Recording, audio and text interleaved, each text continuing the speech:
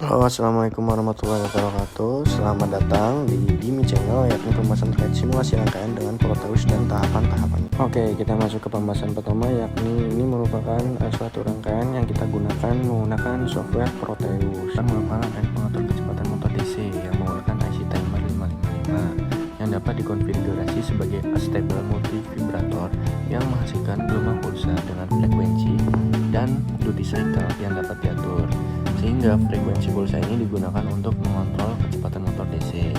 Nah, jadi komponen yang kita gunakan apa saja sih? Yang pertama yakni ada IC555 timer, lalu ada resistor 1, resistor 2 yang mana sebesar 2,2 kilo ohm dan 10 kilo ohm. Lalu juga ada resistor variabel yang mana potensiometer sebesar 10.000 ohm. Untuk variabelnya sendiri ada kapasitor 1 sebesar 1 nanofarad dan kapasitor 2 sebesar 1 mikrofarad. Terus ada NPN transistor, lalu ada diode 1, diode 2, dan diode 3 yang menggunakan label 1N4001. Lalu yang terakhir ada motor DC. Lalu kita lanjut ke pembahasan. Oke, untuk saja kita merangkai menggunakan software KiCad, teman-teman. Oke, kurang lebih rangkaian yang menggunakan KiCad ini dengan Proteus kurang lebih sama ya. Jadi langsung aja kita ke pembahasannya, yakni sebagai berikut. Oke, mungkin awal-awal kita seperti biasa ya teman-teman. Kita menaruh dulu komponen-komponen yang akan kita gunakan nanti pada software KiCad ini. Lalu kita tempatkan sesuai dengan modul yang diberikan. Setelah semua terpampang pada posisi masing-masing, baru nih kita bisa melanjutkan serta merangkai dengan menggunakan tools lain untuk saling menghubungkan komponen antara satu sama lain. Yang pertama kita hubungkan antara IC dengan konektor terlebih dahulu. Lalu selanjutnya kita sambungin semua yang sekiranya komponen satu persatu sehingga mereka tetap berada pada satu jalur seperti itu.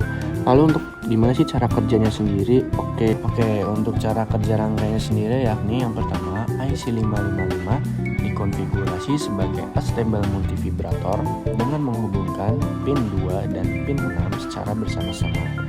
Kapasitor C1 dan resistor R2 menentukan frekuensi pulsa, yang mana potensiometer RV1 menentukan duty cycle pulsa. Yang kedua, gelombang pulsa dari pin 3 IC555 diumpamakan ke transistor Q1. Lalu yang ketiga, transistor Q1 bertindak sebagai saklar yang mana mengontrol arus ke motor DC.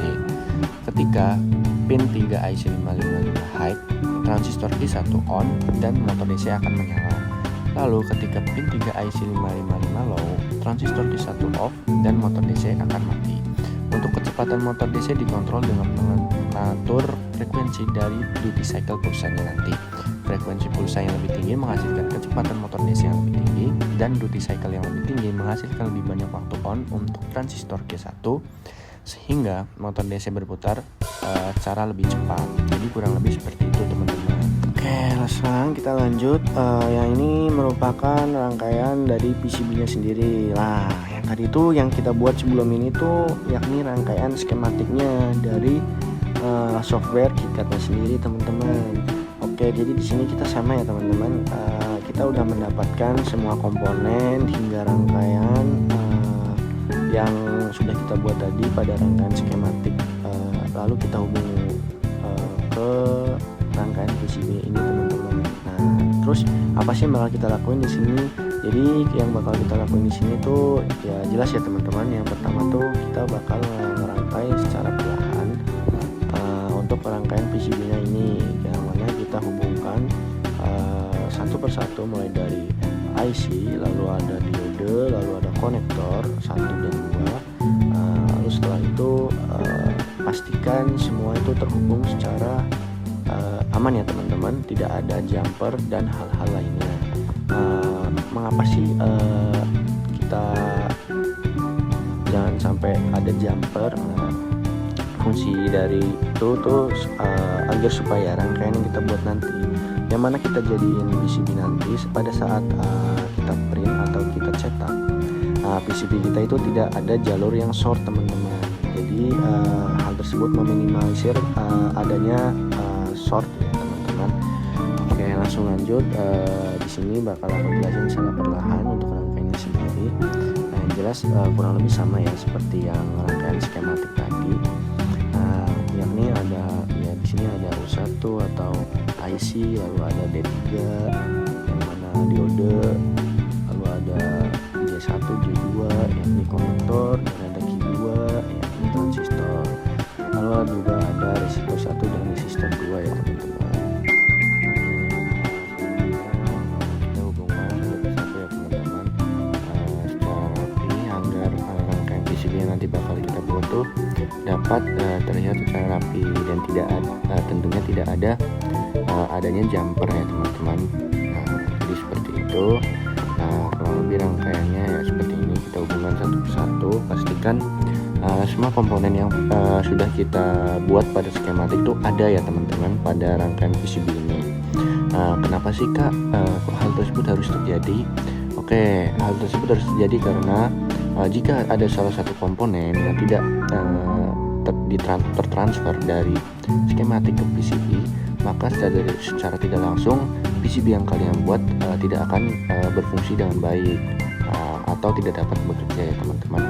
Jadi pastikan lagi untuk semua komponen dan semua rangkaian yang kalian buat atau yang kita buat pada skematik itu sudah terhubung secara langsung pada atau tertransfer pada PCB kita. Oke. Di sini kurang lebih aku sudah merangkai ya teman-teman PCB yang udah aku lawan. Lalu kita selanjutnya akan menuju setting yang mana kita juga harus men-setting dari ukuran lainnya nanti sendiri teman-teman. Oke, jadi kita di sini juga akan men-setting ya teman-teman untuk jalur lainnya sendiri, yaitu sebesar 1 mm. Nah, seperti ini yang sudah tertampil pada layar kalian. Oke, langsung saja kita saling hubungkan satu persatu dari komponen hingga komponennya. Nah, kita pastikan jalur yang kita buat tuh bebas ya teman-teman. Itu bisa kita menggunakan pola kita sendiri atau kita dapat bervariasi lah, intinya seperti itu teman-teman. Dan pastikan untuk jalurnya itu tidak lurus dan terjadi adanya lengkungan-lengkungan ya teman-teman, agar rangkaian yang kita buat dapat dilihat secara rapi juga. Oke, kita mulai menghubungkan ya teman-teman, dan pastikan tidak ada jumper tentunya. Kalau seperti ini bisa ya teman-teman, yakni untuk meminimalisir terjadinya short. Jadi kita hubungkan satu persatu sesuai dengan hubungnya ya, intinya dari IC ke IC, lalu dari komponen lain ke lainnya, seperti itu teman-teman. Oke, jadi kita lanjut lagi ya, masih dengan kita hubungin ya satu persatu komponen ke komponen pada latar belakangnya, dan pastikan tidak adanya jumper. Nah, di sini kenapa sih aku merangkai seperti ini? Karena menurut aku rangkaian ini juga sudah rapi dan bisa saling terhubung tanpa adanya jumper teman-teman. Oke, bisa kita lihat ya teman-teman secara perlahan rangkaian yang sudah saya buat ini. Mungkin di sini aku bisa jelasin lebih lanjut ya teman-teman terkait dengan cara rangkaian yang tadi belum aku selesaiin pada pembahasan awal tadi. Kalau skala itu tadi terakhir kita sampai pembahasan kecepatan motor DC-nya sendiri teman-teman. Lalu sekarang kita berpindah nih ke diode, yakni diode 1, 2, dan 3. Nah, yang mana tuh D1, D2, D3, dan diode tersebut tuh digunakan untuk melindungi IC 555 nanti teman-teman, dan transistor J1 dari tegangan balik yang dihasilkan oleh motor DC. Untuk pengaturan kecepatannya sendiri dapat diatur dengan cara seperti berikut ini. Yang pertama yakni menyesuaikan potensiometer RV1, yang mana kita dapat memutar potensiometer RV1 nanti teman-teman apabila PCB yang udah kita buat ini sudah dicetak. Jadi kita bisa nih memutar potensiometernya searah, jadi misalnya yang mana nanti akan meningkatkan duty cycle pulsanya nanti, sehingga motor DC berputar lebih cepat. Lalu memutar potensiometer RV1-nya berlawanan arah jam, yang mana akan menurunkan duty cycle pulsanya nanti, sehingga motor DC berputar lebih lambat. Oke, lalu kita juga dapat mengganti nilai resistor R2, yang mana akan mengubah frekuensi pulsanya nanti. Jika nilai resistor R2 yang lebih kecil menghasilkan frekuensi pulsa yang lebih tinggi, sehingga motor DC berputar lebih cepat. Nilai resistor R2 yang lebih besar akan menghasilkan frekuensi pulsa yang lebih rendah atau sebaliknya ya teman-teman, sehingga motor DC berputar lebih lambat. Nah, jadi seperti itu. Pastikan untuk menggunakan satu daya sesuai dengan tegangan motor DC yang mana sudah kita buat, yakni sebesar 12 volt ya teman-teman. Bisa dilihat pada rangkaian skematiknya tadi. Untuk arus maksimum yang dapat dikontrol oleh transistor Q1 tergantung pada jenis transistor yang digunakan. Nah, itu nanti bisa kita ubah ya teman-teman pada saat kita menggunakan transistornya nanti. Terus rangkaian ini dapat dimodifikasi untuk mengontrol kecepatan motor DC lain dengan mengubah nilai komponennya. Nah, jadi seperti itu. Jadi kesimpulannya apa sih Kak? Oke, jadi kesimpulannya tuh rangkaian pengaturan kecepatan motor DC dengan ICT5555 adalah cara yang sederhana dan efektif untuk mengontrol kecepatan motor DC, yang mana rangkaian ini mudah dirakit dan dapat dimodifikasi untuk berbagai aplikasi teman-teman. Oke, jadi rangkaian PCB kita sudah jadi ya teman-teman.